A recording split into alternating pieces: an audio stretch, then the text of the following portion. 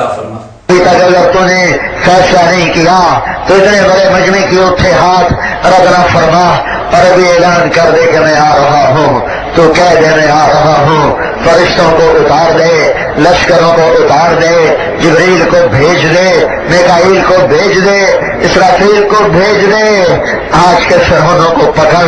یا اللہ، مصر کا فرعون صرف 70,000 بچوں کا قاتل تھا، ہمارے فرعون تو آجا بڑی دیر ہو گئی ہے، تو آجا بڑی دیر ہو گئی ہے، تجھے تیری عزتوں کا واسطہ، ہم تجھے بلانے آئے ہیں۔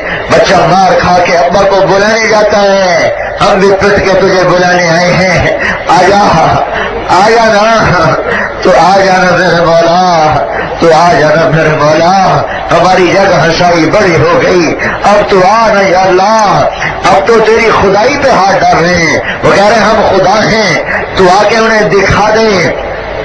یا اللہ آجا آجا، ہماری ضد مان لے، تو ہمارے سامنے ہوتا ہم تیرے پاؤں پکڑ لیتے، ہم تجھ سے چمٹ جاتے، ہم ضد کرتے، ہم روتے دھوتے، ہم لوٹ پوٹ ہوتے ہیں تیرے آگے پیچھے۔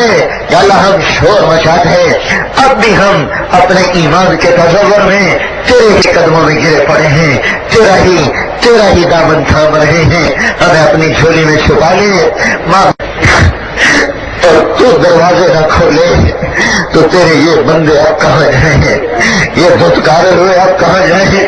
سارے جمیل کی دعائیں سنیے۔ زلزلے کے بعد انہوں نے تقریر کی اور دعائیں کی، کہا اے اللہ تجھ سے لپٹنے کو جی چاہ رہا ہے، تیرے پاؤں پکڑنے کو جی چاہ رہا ہے، تو ہمارے سامنے آ، ہم تجھ سے لپٹ کر رونا چاہتے ہیں، ہم تجھ سے چمٹنا چاہتے ہیں، مولا آجا میری گود میں آجا آجا آجا آجا۔ انا للہ و انا الیہ راجعون۔ یہ میرے اللہ کی توہین نہیں ہے، یہ اللہ کی بے ادبی نہیں ہے، یہ اللہ کے ساتھ گستاخی نہیں ہے۔ مولانا آپ کی اس جرت پر ہم صرف ایک ہی جملہ کہیں گے، انا للہ و انا الیہ راجعون۔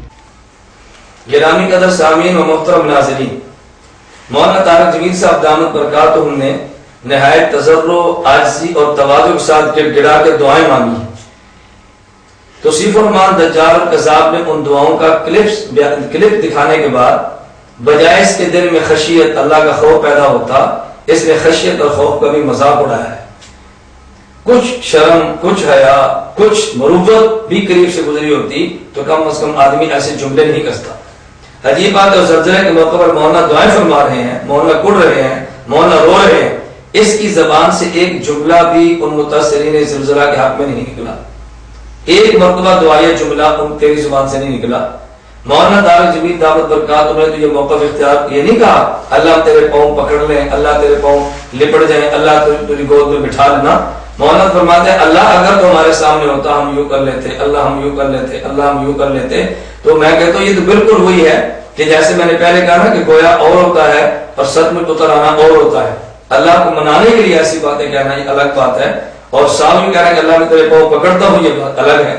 اور بس اوقات آدمی محبت الہیہ میں غرق ہو کر یا بس اوقات آدمی جذبات میں مغلوب الحال ہو کر ایسے جملے کہہ دیتا ہے، ان جملوں کو خلاف شریعت کوئی نہیں کہتا۔ میں اس کی ایک مثال دیتا ہوں، نبی کریم صلی اللہ علیہ وسلم نے ارشاد فرمایا بندہ گناہوں سے توبہ کرتا ہے خدا خوش ہوتے ہیں۔ اللہ رب العزت کتنے خوش ہوتے ہیں، اتنے خوش ہوتے ہیں کہ جیسے ایک بندے کی سواری اونٹ یا کوئی سواری کو گم جائے، بندہ تلاش کرتا کرتا تھک گیا، سو گیا، اٹھا تو اچانک جانور اس کے سامنے موجود تھا، اور بندہ خوش ہو کے جملے کہتا ہے بندہ خوش ہو کر یہ جملے کہتا ہے اللہ کو، اے اللہ میں خدا ہوں اور تو میرا بندہ ہے، خوش ہو کر جملے کہتا ہے۔ اب نبی پاک صلی اللہ علیہ وسلم نے یہ نہیں فرمایا کہ جملے خلاف شریعت ہے، حالانکہ خلاف شریعت ہے، مطلب یہ تھا کہ بندہ خوشی کے عالم میں کبھی ایسے جملے کہتا ہے، اگر بغیر مغلوب الحال ہونے کے جملے کہتا تو شاید حکم اور ہوتا، اور مغلوب الحال ہو کر جملے کہے اس کا حکم اور ہوتا ہے۔ اور اس کی ایک اور حدیث مبارک سنیں، رسول اکرم صلی اللہ علیہ وسلم غزوہ بدر میں تشریف لے گئے ہیں، 313 صحابہ کرام رضی اللہ عنہم اجمعین آپ کی معیت میں ہیں، مقابلے میں دشمن کی تعداد 1000 ہے، جنگجو دشمن ہے، اسلحے کے ساتھ لیس ہے، ان کے بہادر سردار میدان جنگ میں ہیں، تو سب کچھ سامان ان کے پاس موجود ہے۔ رسول اکرم صلی اللہ علیہ وسلم اللہ رب العزت کے دربار میں یوں دعا مانگتے ہیں اللہم ان تہلک ہذہ الاصابۃ، یا اللہم ان تہلک ہذہ الاصابۃ فلن تعبد ابدا، اللہ اگر یہ میری مٹھی پر جماعت آج ختم ہو گئی، اے میرے اللہ اگر یہ مٹھی پر جماعت ختم ہوگی قیامت تک ہرگز تیرا نام نہیں لیا جائے گا. آپ بتائیں کیا ان 313 پہ رسول اکرم صلی اللہ علیہ وسلم کا دین موقوف ہے؟ کیا اس کے بعد عیسیٰ علیہ السلام نے نہیں اترنا تھا؟ عیسیٰ علیہ السلام نے نازل نہیں ہونا تھا؟ حضرت مہدی نے پیدا نہیں ہونا تھا؟ کیا خلافت کا نظام پوری دنیا میں نہیں رہنا تھا؟ کیا جہاد قیامت تک نہیں رہنا تھا؟ رسول اکرم صلی اللہ علیہ وسلم نے یہ جملہ جذبات محبت میں رسول اکرم صلی اللہ علیہ وسلم نے اللہ رب العزت کے خصوصی تعلق میں ڈوب کر یہ جملہ ارشاد فرمایا ہے، اپنی جمع پونجی کو اللہ کی عدالت میں پیش کر کے فرمایا ہے. تو کوئی شخص رسول اکرم صلی اللہ علیہ وسلم فتویٰ عائد کر سکتا ہے؟ تو کبھی آدمی موقع کے مناسب اپنے جذبات میں آ کر یہ جملہ کہہ دیتا ہے، وہ جملہ عام حالات میں ہو تو شاید بندہ اس کے بارے میں اور رائے قائم کرے، لیکن اس حالت میں اس جملے کو یوں اس پہ تبصرے نہیں کیے جاتے جو تبصرے توصیف الرحمان جیسے دجال اور کذاب نے کیے ہیں. میں سامعین اور ناظرین آپ کی خدمت میں آخر میں گزارش کروں گا، جیسا کہ میں نے شروع میں یہ بات کی تھی کہ گزشتہ شب رات مغرب کے بعد جب میں نے توصیف الرحمان کے یہ سارے کلپس اور اس کا بیان سنا، ہم نے اس وقت فیصلہ کیا کہ اس دجال اور کذاب کا منہ توڑ جواب دینا چاہیے، اپنے قابل علماء کا دفاع کرنا چاہیے. تو آپ کے سامنے ہے، ہم نے اسی طرح مرض کی حالت میں صحت کا انتظار کیے بغیر جواب دیا ہے کہ زندگی اور موت کا مالک خدا ہے، اپنے حالات کا علم نہیں ہوتا، اور جب تک اللہ توفیق عطا فرمائے دین اور علماء دین کا دفاع کرتے رہنا چاہیے. آپ تمام احباب سے گزارش ہے دعا فرمائیں ہماری جماعت اتحاد اہل سنت والجماعت، ہمارا نشریاتی ادارہ آداب میڈیا سروس، اللہ اس کو قائم اور دائم رکھے. ہماری اس پوری ٹیم کو اللہ خصوصی مدد اور نصرت فرمائے، اخلاص کے ساتھ اللہ تعالیٰ میں آخر کام کرنے کی توفیق عطا فرمائے. ہمیں اپنے اس مشن کے لیے جو اسباب، وسائل، افراد اور ضروریات چاہیے اللہ خزانہ غیب سے اس کو پورا فرما دے، تاکہ ہم مرتے دم تک اپنے دین کا، علماء دین کا دفاع کرتے رہیں. اور ہم اس دفاع کو بہت ضروری سمجھ کر کرتے ہیں، اور میں ایک غلط فہمی کا اظہار کرنا نہایت ضروری سمجھتا ہوں.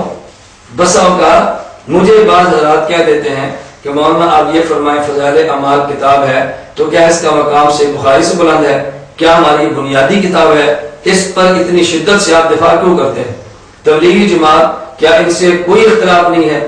آپ شدت سے ان کا دفاع کیوں کرتے ہیں؟ میں ان حضرات کی خدمت میں آج پیغام دینا چاہتا ہوں کہ فضائل اعمال اگرچہ درسی کتب کے حوالے سے، مسائل کی کتابوں کے حوالے سے ہماری بنیادی حیثیت نہ رکھتی ہو، لیکن اس وقت پوری دنیا میں جو لوگ تبلیغی جماعت کی محنت کی برکت سے ہدایت پر آ رہے ہیں، بحمدللہ تعالیٰ یہ فضائل اعمال ان کی ہدایت کا سبب بنی ہے، اعمال پر آنے کا سبب بنی ہے. دشمن سمجھتا ہے کہ عوام کا لاکھوں کی تعداد میں طبقہ فضائل اعمال پر اعتماد کرتا ہے. ہم فضائل اعمال کو مجروح کر دیں تو تبلیغ جماعت مجروح ہوگی، تبلیغ جماعت مجروح ہوگی، مسلک دیوبند مجروح ہوگا، اور اس کی آڑ میں ان کے خلاف کام کرنا بڑا آسان ہوگا. تو فضائل اعمال کا دفاع تبلیغی جماعت کا دفاع ہے، تبلیغی جماعت کا دفاع ہمارے مسلک، ہمارے موقف کا دفاع ہے. بالکل اسی طرح جو ہمارے تبلیغی جماعت کے اکابر ہیں، اللہ ان کی عمر میں برکت عطا فرمائے، حاجی عبدالوہاب صاحب ہیں، مولانا جمشید صاحب ہیں، یا مولانا خورشید صاحب ہیں، مولانا احسان صاحب ہیں، دیگر جتنے بھی علماء ہیں، اللہ ان سب کی عمر میں برکت عطا فرمائے. دشمن سمجھتا ہے ان کی وجہ سے اس وقت پوری دنیا میں بحمدللہ دعوت اور تبلیغ کا کام جاری ہے، تو وہ کوشش کرے گا ان کی شخصیات کو مجروح کرے تاکہ ان سے وابستہ حضرات ان سے دور ہوں اور ان کے ایمان میں تزلزل ہے. اللہ نے ہمیں زندہ رکھا تو ہم انشاءاللہ خون کے آخری قطرے تک اپنے ایمان کا بھی دفاع کریں گے، اپنے عقائد کا بھی دفاع کریں گے، اپنے مسائل کا بھی دفاع کریں گے، اور ہمارے جمیع علماء اکابرین جو دین کی خدمت فرما رہے ہیں ہم معقول اور جائز حد تک ان کا بھی دفاع کریں گے. اللہ رب العزت میرا اور آپ کا خاتمہ بالایمان فرمائے، اور قیامت کے دن سرور عالم صلی اللہ علیہ وسلم کی ہم سب کو شفاعت کبریٰ نصیب فرمائے. وآخر دعوانا الحمدللہ رب العالمین. جرأت کا نام ہے دیوبند والے، عالی مقام ہے دیوبند والے. جرأت کا نام ہے دیوبند والے، عالی مقام ہے دیوبند والے. جرأت کا نام ہے دیوبند والے، عالی مقام ہے دیوبند والے، عالی مقام ہے دیوبند والے. اللہ کا دین پوری دنیا میں عام کر گئے، اللہ کا دین پوری دنیا میں عام کر گئے. کفری طاقتوں کا پہیا جو دام کر گئے، کفری طاقتوں کا پہیا جو دام کر گئے، ان کے غلام ہیں دیوبند والے، عالی مقام ہیں دیوبند والے، ان کے غلام ہیں دیوبند والے، عالی مقام ہیں دیوبند والے، جرأت کا نام ہے دیوبند والے، عالی مقام